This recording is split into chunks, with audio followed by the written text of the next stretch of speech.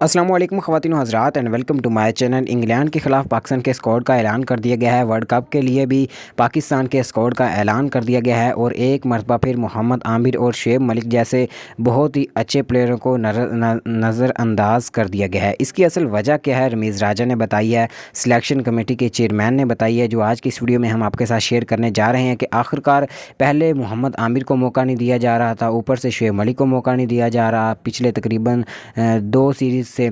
तो क्या वजह है आज की इस वीडियो में हम आपको बताएंगे। इस वीडियो को आखिर तक लाजमी देखते रहिएगा, वीडियो को लाइक और चैनल को लाजमी सब्सक्राइब कीजिएगा। अब जो पीसीबी के लोग हैं, पीसीबी के आला अफसरान हैं, वो इफ्तिखार अहमद को शुएब मलिक के साथ कंपेयर कर रहे हैं, जो कि इस वक्त अगर इफ्तिखार अहमद को शुएब मलिक के साथ कंपेयर किया जाए तो शुएब मलिक की सरासर तौहीन है, क्योंकि वो एक लेजेंड क्रिकेटर हैं। उन्होंने तकरीबन 2001 से क्रिकेट स्टार्ट किया है, उतना इनकी उम्र नहीं है जितना उसका तजर्बा है, तो उसको बाहर बिठा दिया गया है। मोहम्मद आमिर जैसे नाज बॉलर को बाहर बिठा दिया गया है और जो लटर पटर प्लेयर हैं उनको शामिल कर लिया गया है। खुशदिल शाह कोई परफॉर्मेंस नहीं दी एशिया कप में, इफ्तिखार अहमद ने कोई परफॉर्मेंस नहीं दी, लेकिन उनको शामिल कर लिया गया है। इन दो प्लेयरों को एक मरतबा फिर नज़रअंदाज कर लिया गया है। इस मौका पर सिलेक्शन कमेटी के चेयरमैन का ये कहना था कि मुझे उनकी कोई ज़रूरत नहीं, अच्छे प्लेयर मेरे पास मौजूद हैं।